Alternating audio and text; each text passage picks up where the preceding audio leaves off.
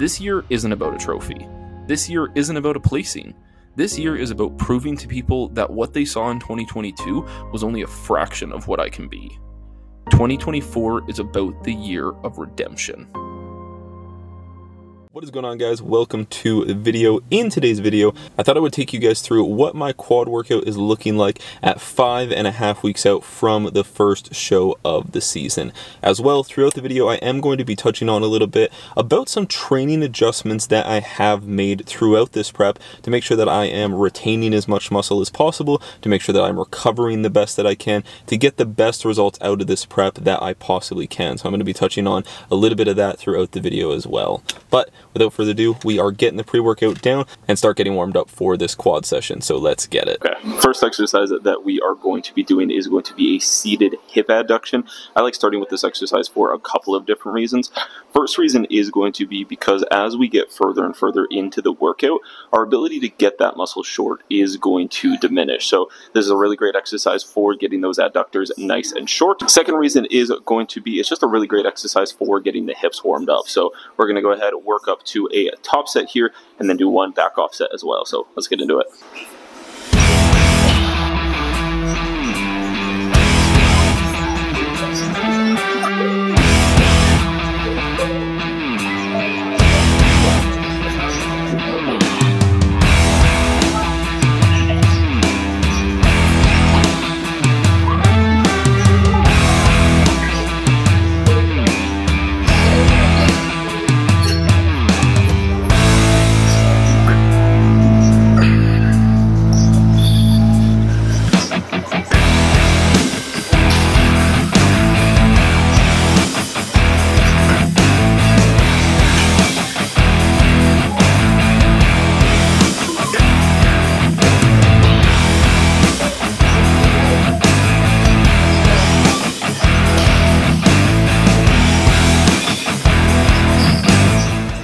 So first thing I want to preface is that realistically, your training should not change that much in a prep. I think people have this misconception that when transitioning from an off season to a prep, you need to go from doing low reps with heavy weight to doing light reps with high weight to tone the muscle. This is just bullshit. This is nothing that is actually going to help you. If anything, this is just going to hinder your progress and further be a detriment to you during your prep. So I just wanted to preface that first before we get into some of the adjustments that I do make to my training while getting into a prep. Second exercise is going to be a seated leg extension. Similar principle to the first exercise. The reason I put this second is because this is going to really allow us to tax that fully shortened position of the quad. That's going to be a lot harder to do later in the workout. As well, this is going to be a great exercise for really getting our knees warm before moving into something such as a hack squat or a leg press. So let's get into it.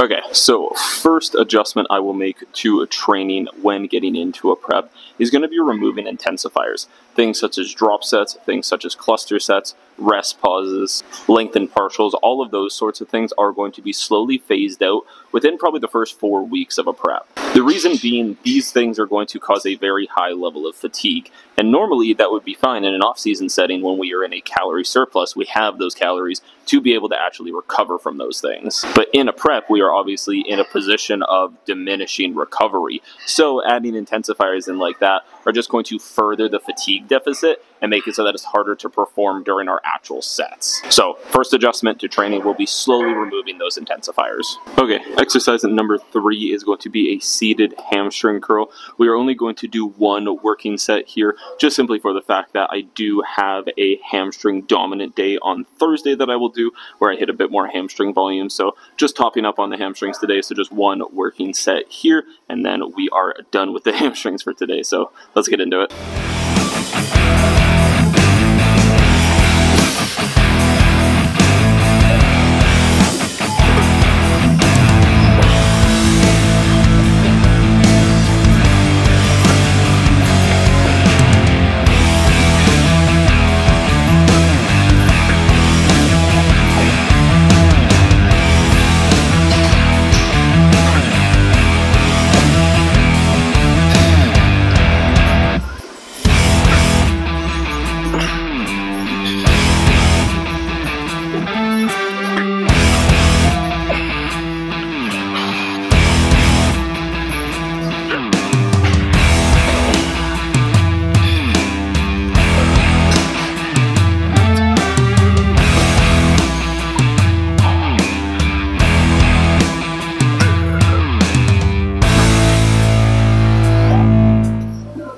The second adjustment that I will go ahead and make to training during a prep is going to be actually slowly decreasing volume. Obviously, over time in an off-season setting, we are going to slowly titrate volume up because we have that extra food and ability to recover to go ahead and handle that extra volume.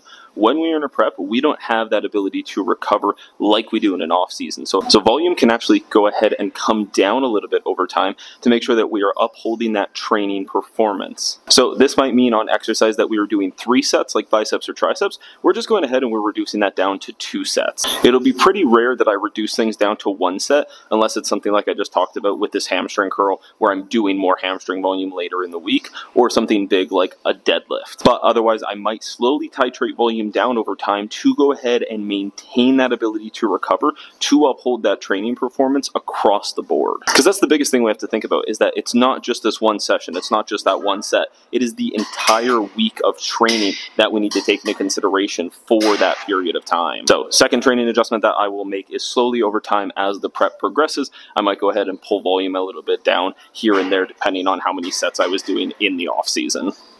Okay, exercise number 4 is going to be the hack squat. So I'm actually going to go ahead and reverse band this for a couple of different reasons. First reason is pretty much since like the beginning of prep, probably all the way back to like November, I've been dealing with some knee pain and I wasn't sure what it was for a while. Pretty sure it's knee tendonitis now, so just trying to go ahead and keep it so that when I am in the hole there, when there would be the most pressure on the knees, this actually goes ahead and it alleviates a little bit of that. Second reason is I want to go ahead and I want to challenge that top range of the quad when I'm getting it into that shortened range. So it's going to make it so at the bottom when the quad is in its lengthened position, that it's going to be its lightest, and then at the top when the quad is in its shortened position, it's going to be its heaviest. So that's why I'm going to go ahead and reverse band this exercise. So let's get into it.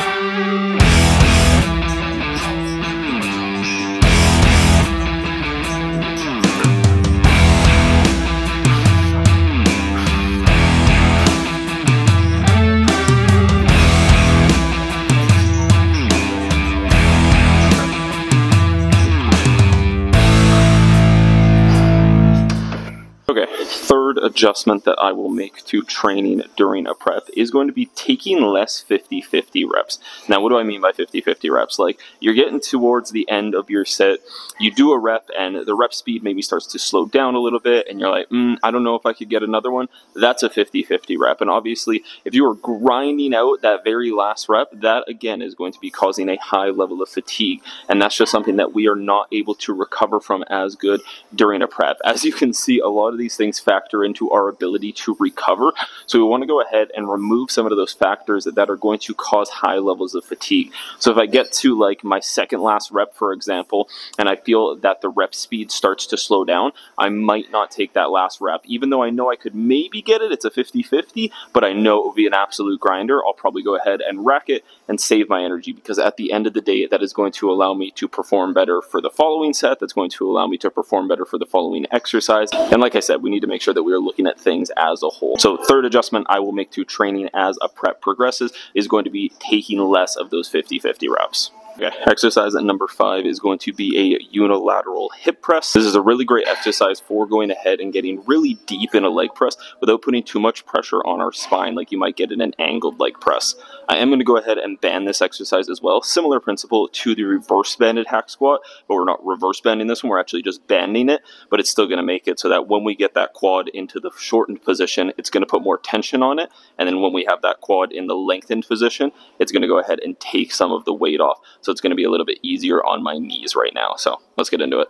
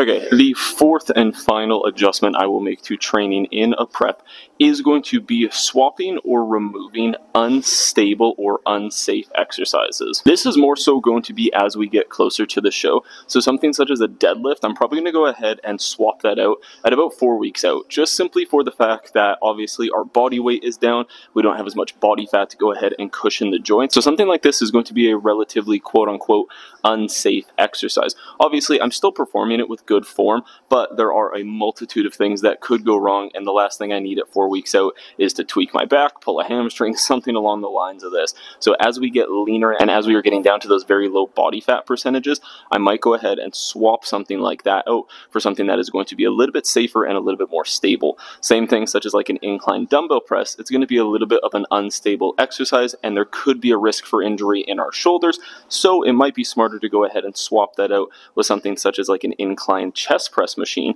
because this is going to be more fixed, more stable, and is going to allow us to still provide a good quality stimulus to that muscle without that inherent risk of injury. So fourth adjustment I will make to training is swapping out less stable or less safe exercises closer to the show. Okay, our sixth and final exercise is going to be a donkey calf raise. Really like this exercise for the calves because as opposed to it being spinal loading like with a standing calf raise, this is actually going to be hip loading.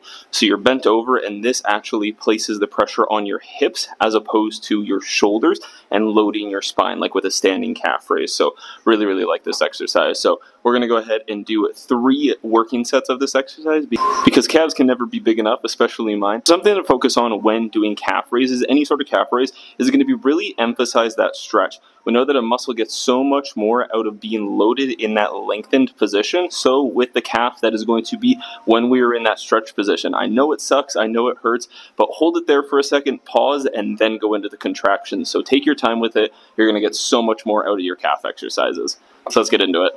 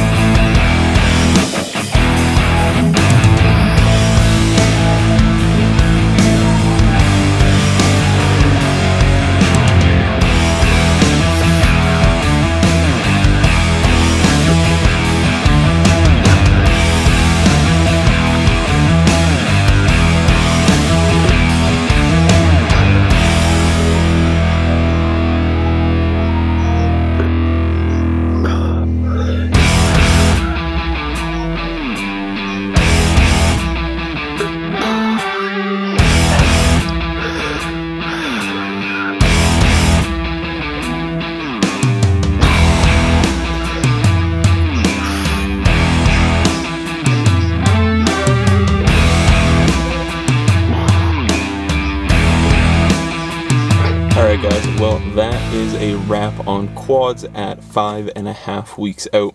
I'm not gonna lie, it's starting to get a little difficult. Body is feeling it. Body is feeling beat. Those sessions are getting harder and harder, and then pushing through the cardio at the end is a little bit difficult right now. But you know what? Another 5.5 weeks to go, so we got to push it right now. In order to have something you've never had, you got to do something you never did, and that means digging to new levels. And that is what we are doing this year. But that is why we implement some of those adjustments to our training like we talked about in this video. But guys, that is going to do it for this video. I really hope that you guys are enjoying the Redemption series. I'm very, very excited to bring you more content closer to the show, so definitely be on the lookout for that in the next, you know, I guess 5.5, 6 weeks just here. But as always, if you guys enjoyed the video, make sure to drop a like on the video. We'd greatly appreciate it. Make sure that you hit that subscribe button if you guys are new around here, to make sure that you are keeping up with the journey. Other than that, I will catch you guys in the next video. Peace. Here comes the long walk.